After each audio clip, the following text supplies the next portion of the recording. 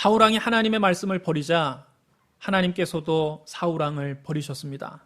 다윗은 블레셋에서 거인 장수 골리앗을 쓰러뜨리고 일약 이스라엘의 영웅이 됐습니다. 하나님께서 사울을 떠나 다윗과 함께 하심으로 사울은 다윗을 두려워했습니다.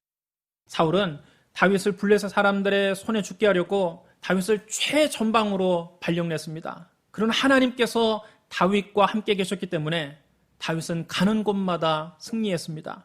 다윗이 전쟁터에 가서 블레셋 사람들의 손에 죽었으면 좋겠는데 자꾸만 살아서 돌아오는 겁니다. 그것도 큰 공을 세우고 돌아오는 겁니다. 다윗이 계속 승리하자 사울은 다윗을 더 두려워했습니다.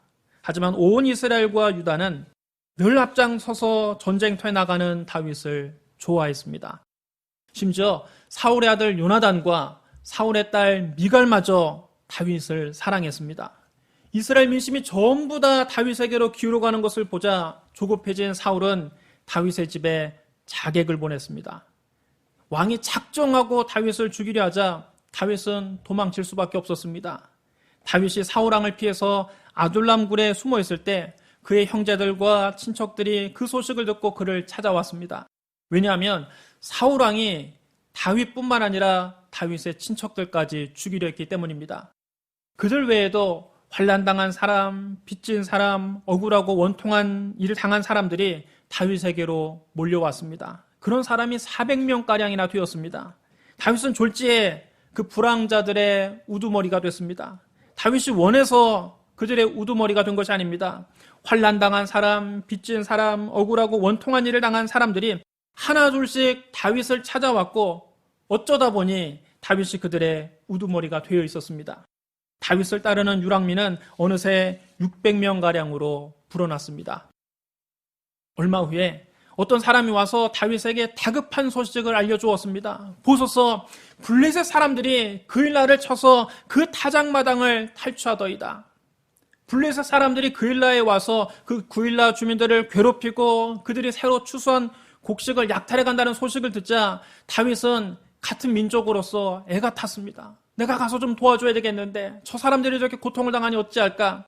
다윗이 하나님께 여쭈었습니다. 내가 가서 이 블레셋 사람들을 치리이까? 여러분, 이것이 다윗과 사울의 다른 점입니다. 사울은 하나님께서 선지자 사무엘을 보내셔서 그에게 하나님의 말씀을 전해줘도 하나님 말씀을 듣지 않았습니다. 만군의 여호와께서 이같이 말씀하시기를 아말렉이 이스라엘에게 행한 일, 곧 애굽에서 나올 때에 길에서 대적한 일로 내가 그들을 벌하노니 지금 가서 아말렉을 쳐서 그들의 모든 소유를 남기지 말고 진멸하되 남녀와 소아와 젖먹는 아이와 우양과 낙타와 나귀를 죽이라 하셨나이다. 하나님이 사무엘을 통해서 사울 왕에게 말씀하셨습니다. 그러나 사울은 아말렉과의 전쟁에서 승리하고 난 뒤 이 하나님의 명령을 어기고 아말렉 왕 아각을 살려주었습니다. 또 양과 소 중에서 살찌고 기름진 것은 남기고 못나고 쓸모없는 것만 골라서 죽였습니다. 살찌고 기름진 양과 소를 죽이기가 너무 아까웠던 것입니다. 사울은 하나님의 말씀보다는 자기의 판단을 더 의존했습니다. 사울이 하나님 말씀을 버렸기 때문에 하나님도 사울을 버리신 겁니다. 그때 사무엘이 사울에게 말했습니다. 여호와께서 번제와 다른 제사를 그의 목소리를 청종하는 것을 좋아하심같이 좋아하시겠나이까? 순종이 제사보다 낫고 듣는 것이 순양의 기름보다 나으니 이는 거역하는 것은 점치는 죄와 같고 완고한 것은 사신 우상에게 절하는 죄와 같음이라. 왕이 여호와의 말씀을 버렸으므로 여호와께서도 왕을 버려 왕이 되지 못하게 하셨나이다. 그러나 여러분, 다윗은 사울과 달랐습니다. 다윗은 그일라 주민들이 블레셋 사람들의 공격을 받고 괴롭힘을 당하고 있다는 소식을 듣고 애가 탔지만 자기 판단에 의존해서 움직이지 않았습니다. 그는 움직이기 전에 먼저 하나님의 뜻을 물었습니다. 다윗이 하나님께 여쭈자 하나님께서 다윗에게 말씀하셨습니다. 가서 블레셋 사람들을 치고 그일라를 구원하라. 그러나 다윗의 부하들이 이제는 반대를 합니다. 다윗의 부하들이 다윗을 말립니다. 우리가 여기 유다에 있기도 지금 두려운데 그일라까지 가서 어떻게 블레셋 군과 싸울 수가 있겠습니까? 이성적으로 생각하면 부하들의 말이 맞습니다. 상식적으로 생각하면 다윗의 부하들의 말이 훨씬 일리가 있습니다. 지금 다윗이 어떤 신세입니까? 사울왕에게 쫓겨다니는 신세입니다. 몰래 숨어있는 처지입니다. 사울왕의 군대를 감당하기도 힘든데 어떻게 지금 블레셋 군과 전쟁을 치르겠다는 겁니까? 그러면 다윗과 다윗의 부하들은 사울왕에게 자기들의 은신처가 발각될 것입니다. 사울왕에게도 공격을 받고 블레셋 군에게도 공격을 받는, 양쪽에서 공격을 받는 신사가 될 것입니다. 그래서 다윗이 하나님께 다시 여쭈었습니다. 그래서 하나님께서 말씀하셨습니다. 일어나 그일라로 내려가라. 내가 블레셋 사람들을 네 손에 넘기리라. 하나님의 응답을 받은 다윗은 이제 앞뒤를 재지 않고 뒤를 돌아보지 않고 망설이지 않고 바로 행동에 옮겼습니다. 다윗은 자기의 판단보다, 사람들의 의견보다 하나님 말씀을 의지했습니다. 그는 부하들을 데리고 그일라로 가서 블레셋 사람들과 싸워서 그들을 크게 물리치고 그들의 가축을 전리품으로 빼앗아 왔습니다. 다윗이 그렇게 그일라 주민들을 구원해 주었습니다. 그런데 그일라 주민 중 어떤 사람이 다윗이 그일라에 있다는 것을 사울왕에게 알려주었습니다. 여러분, 어떻게 사람이 이럴 수가 있습니까? 다윗은 그일라 주민들을 구원하기 위해서 자기 목숨을 걸고 블레셋 사람들과 싸웠는데 어떻게 그들이 다윗을 사울왕에게 넘기려고 밀고를 할 수 있습니까? 어떻게 사람이 은혜를 이렇게 갚습니까? 그들은 사울왕이 두려워서 다윗을 배신한 겁니다. 다윗을 그일라에 숨겨주었다가는 나중에 사울왕이 그것을 알고 그일라 주민들을 모두 다 몰살할지도 모른다는 두려움에 사로잡힌 겁니다. 그들은 자기들 살자고 다윗을 사울왕에게 넘기려 한 것입니다. 다윗이 그일라에 있다는 첩보가 들어오자 사울은 쾌재를 불렀습니다. 옳거니 잘됐다. 이제 그놈은 잡을 수 있겠다. 하나님이 그를 내 손에 넘기셨구나. 사방이 벽으로 둘러싸이고 문과 문빗장이 있는 성 안으로 지발로 들어갔으니 이제 그는 토관에 든 쥐다. 사울은 전 병력을 동원해서 그일라로 가서 다윗과 그의 부하들을 포위하라고 명령했습니다. 다윗 한 사람 잡자고 이스라엘 전 군대를 동원한 것입니다. 다윗은 사울이 자기를 해치려는 음모를 꾸미겠다는 소식을 듣고 하나님께 아뢰었습니다. 이스라엘 하나님 여호와여, 사울이 나 때문에 이 성읍을 멸하려고 그일라로 내려오기를 꾀한다함을 주의 종이 분명히 들었나이다. 그일라 사람들이 나를 그의 손에 넘기겠나이까? 주의 종이 들은 대로 사울이 내려오겠나이까? 이스라엘 하나님 여호와여, 원하건대 주의 종에게 일러 주옵소서. 여러분, 이것 보십시오. 다윗은 위기를 만나자 또 하나님께 여쭈었습니다. 다윗은 어떤 결정을 내리기 전에 항상 하나님께 물었습니다. 이것이 다윗과 사울의 다른 점입니다. 다윗이 하나님께 아뢰자 하나님께서 말씀하셨습니다. 그가 내려오리라.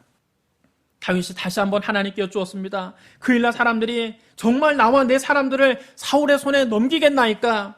하나님께서 그에게 응답하셨습니다. 그들이 너를 넘기리라. 그래서 다윗은 600명의 부하들을 이끌고 즉시 그일라를 떠나서 이곳저곳을 떠돌아다녔습니다. 다윗은 그일라 사람들을 구원했지만 그일라 사람들을 의지하지는 않았습니다. 다윗이 그일라에서 빠져나갔다는 소식이 사울왕에게 알려지자 사울은 그일라에서 다윗을 잡으려는 계획을 포기할 수밖에 없었습니다. 이미 다윗은 빠져나가고 그일라에 없으니 군대를 동원해서 그일라 성을 첩첩이 둘러싸도 소용이 없는 일이 되고 말았습니다. 왕의 정보력보다 하나님의 응답이 한 발 빠른 것입니다. 다윗이 광야의 요새에도 피해 있었고 또 광야 산골에도 머물렀습니다. 사울이 매일 다윗을 찾아다녔지만 하나님께서 다윗을 그의 손에 넘기지 않으셨습니다. 여러분, 다윗이 자기가 구원한 그일라 사람들에게 배신당한 것은 장차 우리 주 예수 그리스도께서 사람들에게 배신당할 것을 예고하는 겁니다. 요한복음 1장 9절로 11절에 이렇게 기록되어 있습니다. 참빛 곧 세상에 와서 각 사람에게 비추는 빛이 있었나니 그가 세상에 계셨으며 세상은 그로 말미암아 지은 바 되었으되 세상이 그를 알지 못하였고 자기 땅에 오매 자기 백성이 영접하지 아니하였으나. 세상을 구원하실 참 빛이신 예수님께서 이 세상에 오셨지만 세상은 그를 알아보지 못했고 그를 영접하지도 않았습니다. 예수님은 당신이 사랑하는 사람들에게 배신당하셨습니다. 주님은 공생의 사역기간 동안 많은 기적을 행하셨습니다. 가버나움 회당에서 더러운 귀신 들린 사람에게서 귀신을 쫓아주셨습니다. 시몬 베드로의 집에서 그 장모의 열병을 낫게 하시고 그 마을의 온갖 병자들을 다 고쳐주셨습니다. 베드로의 빈배를 가득 채워주셨습니다. 나병 환자를 깨끗이 치료하셨습니다. 중풍병자를 고쳐주셨습니다. 안식일에 손 마른 사람의 손을 펴주셨습니다. 백부장의 종을 고치셨습니다. 나인성 과부의 죽은 아들을 살려내셨습니다. 바람과 물결을 잔잔하게 하셨습니다. 거라사에서 군대 귀신 들린 사람을 고쳐주셨습니다. 12의 혈루증 앓던 여인이 예수님의 옷자락에 손을 대고 깨끗이 나았습니다.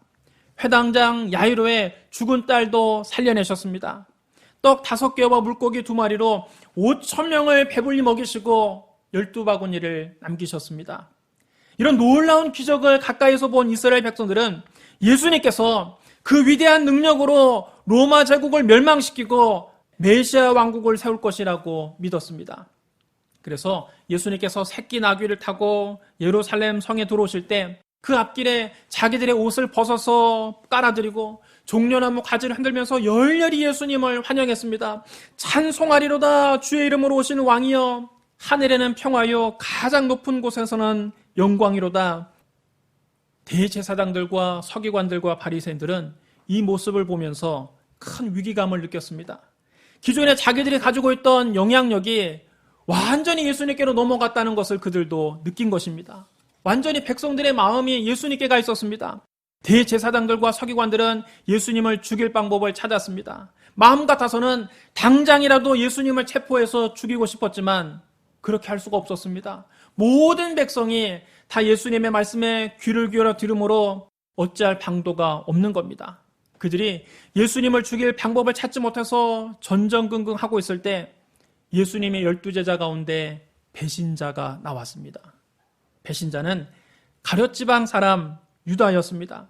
유다는 누구보다 예수님께 큰 기대를 걸고 있었습니다. 예수님께서 로마 정부를 몰아내고 메시아 왕국을 세울 것이라고 굳게 믿고 있었습니다. 예수님의 나라가 되면 자기도 그 나라에서 큰 자리를 차지할 것이라는 야심을 품고 있었습니다. 그래서 한때는 누구보다 열심히 예수님을 따라다니던 제자였습니다. 예수님은 그에게 돈꾀까지 맡기셨습니다. 그는 예수님 공동체의 회계 책임자였습니다. 가룟 유다는 자기 탐욕을 채우기 위해서 예수님을 따라다녔는데 가만히 일이 돌아가는 걸 보니까 자기 뜻대로 될 것 같지가 않습니다. 예수님이 정치에 전혀 뜻이 없습니다. 군사적인 힘을 발휘할 것 같지가 않습니다. 자꾸만 곧 당신은 죽을 것이라는 말씀을 하십니다. 그러자 가룟 유다는 실망하고 예수님을 떠날 궁리를 했습니다. 그때 사탄이 유다에게 들어갑니다. 탐욕은 사탄이 들어오는 통로입니다. 예수님을 이용해서 자기 탐욕을 채우려고 하는 사람은 언젠가는 사탄에게 사로잡히게 되어 있습니다. 사탄은 유다의 마음을 점령해서 배신을 구체적인 실행으로 옮기게 합니다.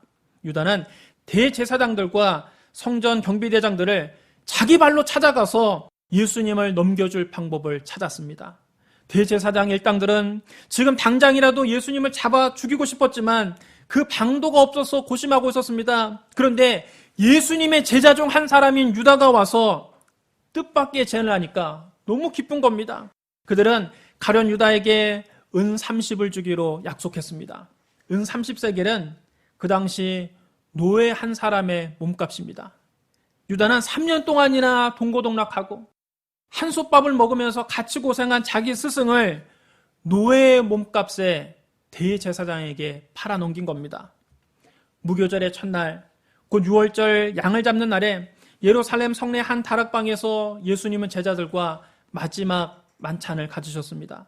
그 자리에서 주님은 베드로에게 말씀하셨습니다. 시몬아, 시몬아, 보라, 사탄이 너희를 밀가부르듯 하려고 요구하였으나 그러나 내가 너를 위하여 네 믿음이 떨어지지 않기를 기도하였노니 너는 돌이킨 후에 네 형제를 굳게 하라. 사탄이 마치 키질을 하듯 제자들을 마구 흔들어서 그들이 믿음을 잃고 나가 떨어지게 하려 한다는 것입니다. 그래서 예수님께서 베드로의 믿음을 지켜달라고 간구하신다는 말씀입니다. 베드로는 그 말씀을 듣고 마음이 몹시 서운했습니다. 주님이 자기의 의리를 믿어주지 않는 것 같아서 마음이 너무 섭섭했습니다. 그는 예수님 앞에서 혼장담했습니다. 주여, 내가 주와 함께 옥에도 같이 가고 죽는데도 가기를 각오하였나이다. 베드로는 자기 자신을 과신했습니다. 스스로 믿음이 대단히 좋은 사람이라고 여겼습니다. 다른 건 몰라도 의리 하나만큼은 자신 있다고 생각했습니다. 그러나 예수님은 베드로의 대답을 듣고 매우 슬퍼하시며 베드로에게 말씀하셨습니다. 베드로야, 내가 너에게 말하노니 오늘 닭 울기 전에 네가 3번 나를 부인하리라. 유월절 식사를 마치신 예수님께서 습관을 따라 제자들과 함께 감람산에 가셨습니다. 예수님은 감람산 서편 기슭에 있는 겟세마네 동산에서 무릎을 꿇고 아버지 하나님께 기도하셨습니다. 아버지여, 만일 아버지의 뜻이거든 이 잔을 내게서 옮기시옵소서. 그러나 내 원대로 마시옵고 아버지의 원대로 되기를 원하나이다. 그때 예수님께서 얼마나 애쓰고 힘쓰며 기도하셨던지 피부 속에 모세혈관이 다 터져서 땀이 마치 핏방울처럼 땅에 떨어졌습니다. 예수님께서 기도를 마치시자 한 무리가 나타났습니다. 예수님을 잡으러 온 대제사장들과 성전 경비대장들과 장로들이었습니다. 그들은 손에 칼과 몽둥이를 들고 있었습니다. 가룟 유다가 앞장서서 그들을 데리고 왔습니다. 유다가 예수님께 가까이 와서 입을 맞추려고 하자 예수님이 그에게 말씀하셨습니다. 유다야, 네가 입맞춤으로 인자를 파느냐? 유다가 예수님께 입을 맞추자 그들이 달려들어서 예수님을 붙잡았습니다. 예수님이 잡혀가시는 것을 보고 제자들은 다 예수님을 버리고 도망갔습니다. 한 명도 예수님 옆에 예수님을 지키겠다고 나서는 사람이 없었습니다. 제자들이 3년 동안 예수님을 따라다니면서 많은 기적을 보고 예수님과 한솥밥을 먹고 같이 웃고 같이 울고 동고동락했지만 위기의 순간이 오자 모두 다 예수님을 버리고 달아났습니다. 사람들은 예수님을 대제사장 가야바의 집으로 끌고 갔습니다. 그때 베드로가 멀찍이 예수님을 따라갑니다. 과연 베드로는 예수님의 수제자입니다. 다른 제자들은 다 예수님을 버리고 도망갔지만 베드로는 그래도 예수님을 따라간 것입니다. 비록 예수님 곁에서 같이 고난당하겠다고 따라간 것은 아니지만 멀리 떨어져서 예수님 어떻게 되시는가 보려고 따라갔습니다. 베드로는 대제사장의 집 뜰까지 들어갔습니다. 대제사장의 집에서 일하는 그 아래 사람들이 뜰에 불을 피워놓고 둘러앉아서 불을 쬐고 있을 때 베드로는 그들 틈에 끼어 앉아서 겹불을 쬐었습니다. 그때 그 대제사장의 집에서 일하는 여종 하나가 앉아서 겹불을 쬐고 있는 베드로를 유심히 보더니 그에게 말했습니다. 이 사람도 그와 함께 있었습니다. 그러자 베드로가 정색을 하면서 딱 잡아댑니다. 이 여자야, 그게 무슨 소리냐? 나는 그를 모른다. 조금 후에 또 다른 사람이 베드로를 보고 말했습니다. 너도 그와 한패다. 내가 예수와 네가 같이 다니는 것을 분명히 보았다. 베드로가 손사래를 치며 부인했습니다. 이 사람아, 나는 아니라니까. 나는 그를 모른다니까. 1시간쯤 있다가 또 다른 사람이 장담하면서 말했습니다.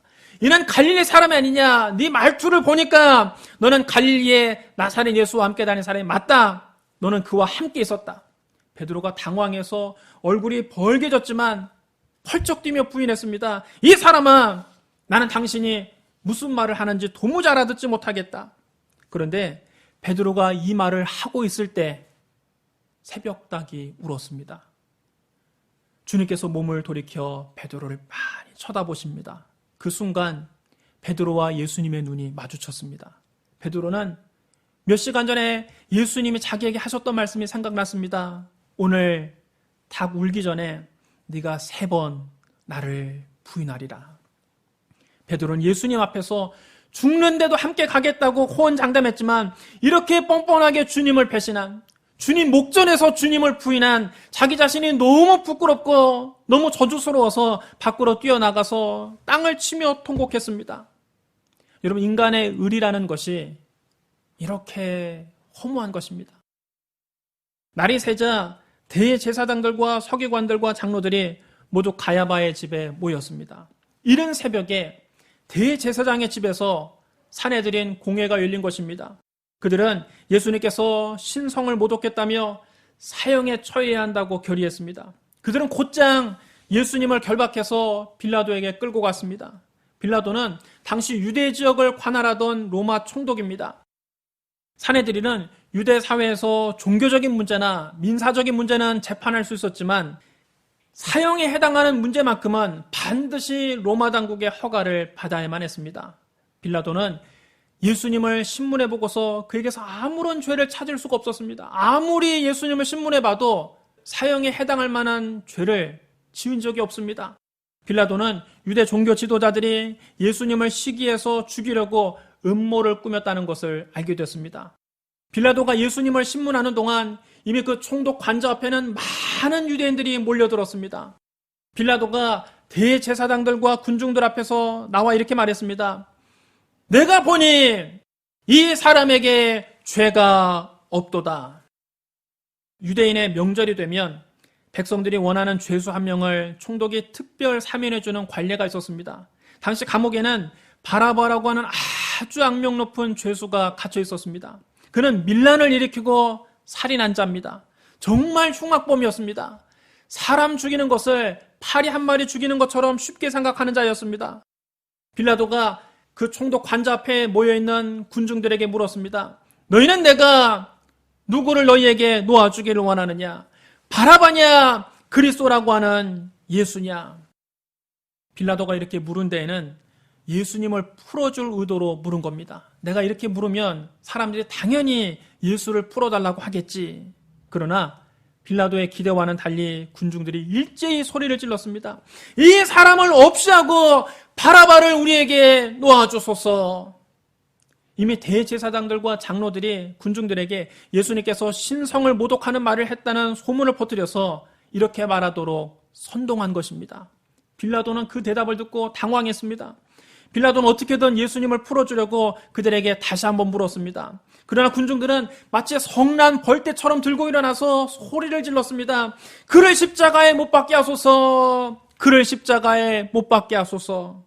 빌라도는 군중들의 요구를 도무지 이해할 수 없었습니다. 그래서 세 번째 그들에게 묻습니다. 이 사람이 무슨 악한 일을 행하였느냐?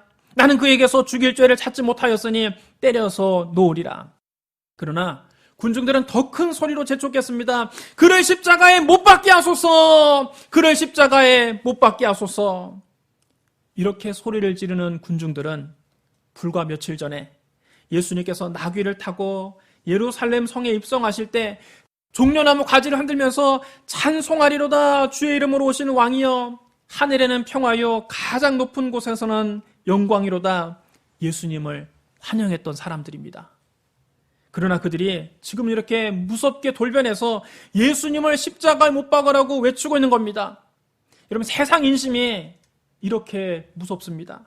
그러면 여러분 사람들이 치는 박수나 환호나 인기는 연연할 것이 못 됩니다. 사람들의 환호에 취해 살면 언젠가 반드시 후회하는 날이 옵니다. 언젠가는 크게 실망할 날이 오는 것입니다.